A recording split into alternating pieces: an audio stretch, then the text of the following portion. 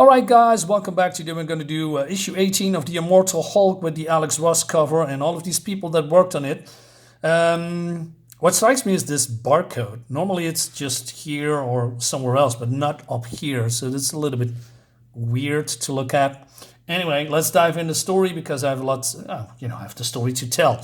So we start off with, I'm not going to go into this whole wasting of pages, although I do that every time, and I have to point it out because I'm paying money for this, although I bought it second hand, but it doesn't matter. If I pay this new, I don't want to have my pages wasted by, in my opinion, irrelevant quotes from somebody that I don't know, and then we have the whole black pages, just wasting of paper, wasting of trees, wasting of my money, wasting of my time. Anyway, so the Shadow-based lab in Mexico blew up. The suggestion here is that Doc Samson died and has been resurrected. And he's been then found by Gamma Flight, which in my opinion is a stupid name. So we have Walter Lankowski, Puck, the Absorbing Man, and Titania. I really don't like when villains become heroes. Some villains can do that, some works, mostly don't. I like my villains, especially the villains that I know for many, many years, and that I really like them are villains because that makes them great characters, becoming them wishy-washy good doers for reasons. All right, so he says, hey, where's the Hulk? He says he went that way, or that way, all right? 8 days later, it seems that we have Bruce Banner here in the suit that is very similar to Joe Fixit's suit, and it seems that Joe Fixit took the liberty to take over his body a couple of times, and Bruce cannot remember anything of it. And the Al Ewing, the writer, who I have a love-hate relationship with him, confirms basically my question that I have in the last couple of issues, why it is possible that a Hulk could take over the body of Bruce Banner. It's normally not how it works, because when Bruce Banner is Bruce Banner, then it's the mind of Bruce Banner.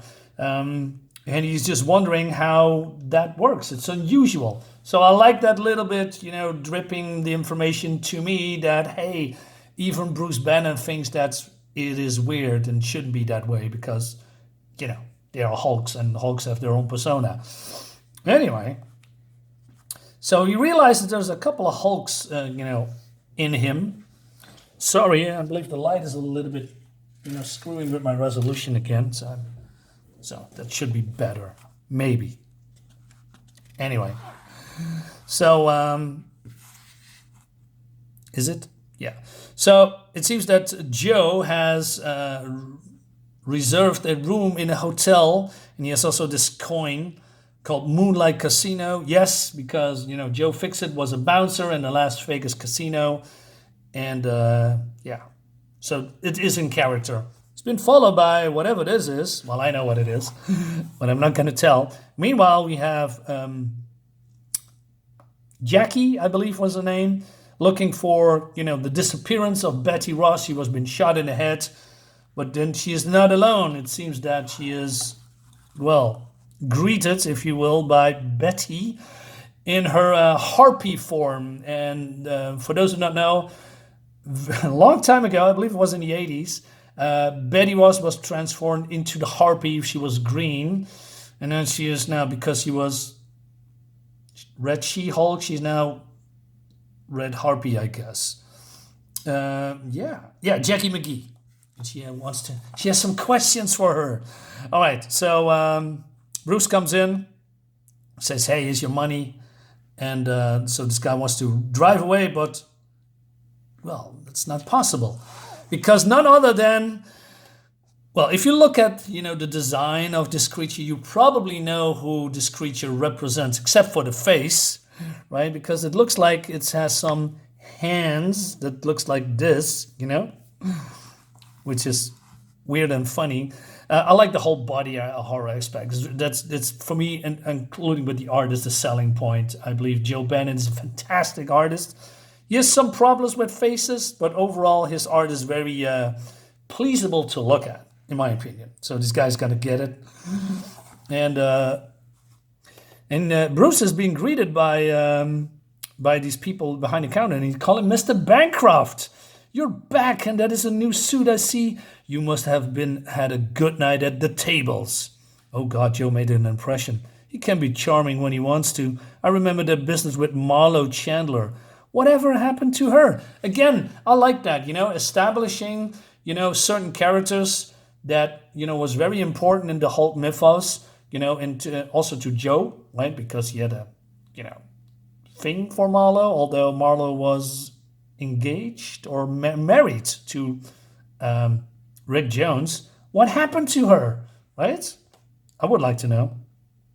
Anyway, so they are, and then, these girls says, hey, what's happening outside? Let's see what it is.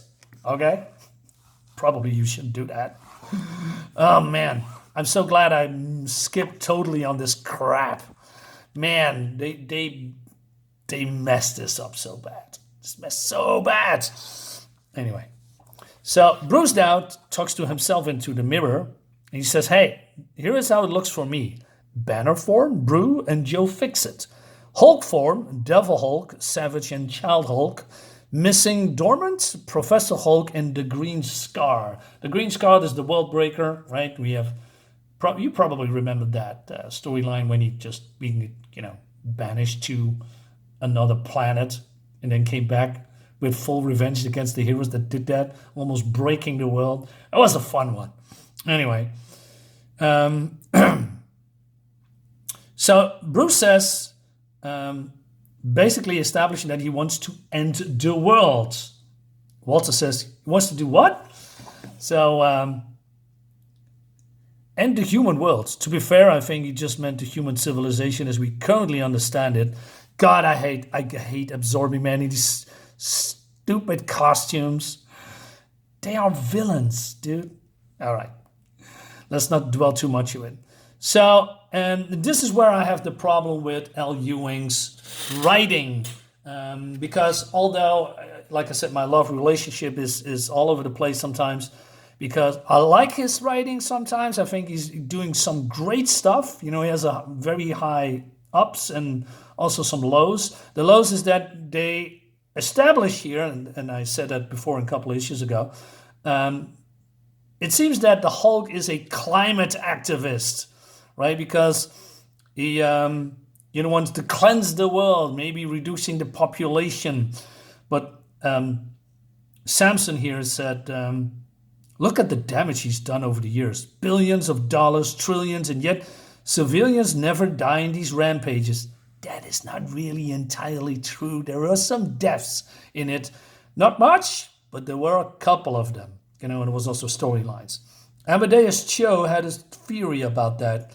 I think he was right. Subconsciously, Bruce Banner is constantly working to preserve lives. Yes, because, in the childlike Hulk, from back in the day, Hulk was a hero. He only wants to be left alone, but he, protects humans as much as he can.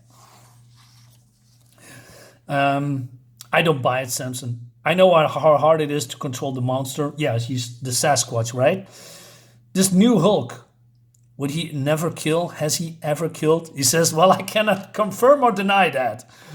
Yeah, that's what I thought. Right, Titania comes in and she says, hey, do you remember me? Mary McFerrin Titania. Yes. Why are you stuttering, dude? You tried to murder a friend of mine. Several times, in fact.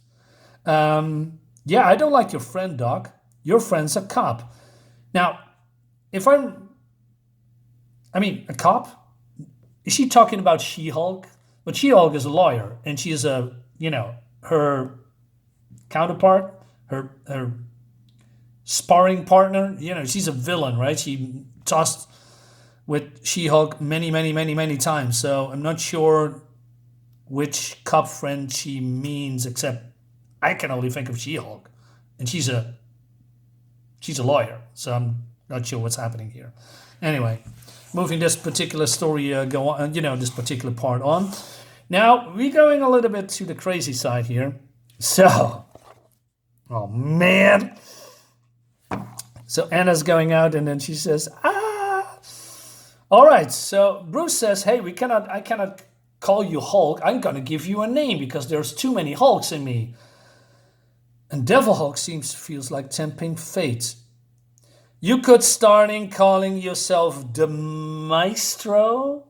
Really? Really? You're going with that route? Why would you call yourself or your other persona the Maestro? Where does this come from? Why would you do that? The Maestro is your... You don't want to turn into the Maestro. That's so weird. Anyway, screaming, alerting the Hulk, right? And Anna here is, she's been nibbled on and tossed away. Would have been cool to see her face chomped off. But no, Hulk comes in, and again, the art looks fantastic, right? The Maestro, give me a break. The Maestro is a total different entity, totally different character. Not sure why you would go that route. Anyway, so he's punching the Abomination because that's what he is. He's also calling himself here. Outside, you probably guessed that this is the Abomination. Slightly modified, with the things on his arm, his spots, and of course the weird face, if you can call it that. And so Hulk says, guess they send you, Shadow Base. That you there, Blonsky? They dig you up again so I can put you down? Emil Blonsky, the original Abomination? Or did they get someone else? All right, so his face has been slashed open. He says, come here, saying my name over and over. What's with you? What is that? Conditioning, programming? You're a machine, but then the hands are starting to get open. And it's... Oh no, his face. It's none other than Rick Jones, corpse body parts. He says, kill me, kill me. And that was a good one. And that leads us to the next issue. Rick? So yeah, like I said, L. Ewing, when it comes to cliffhangers and keeping on your toes, very good. I like that. It keeps me on my toes as well. And that's why I'm, want to read and reviewing this. I like that a lot. The art is great, but the whole, there is some stuff in here that, whole climate activist and the weird decision calling himself, or wanting himself, calling himself the Maestro is just, I don't know. Like, I know the Maestro, he's a total different entity. Still, guys, let me know in the comments what you think about this. I see you next time, and bye-bye.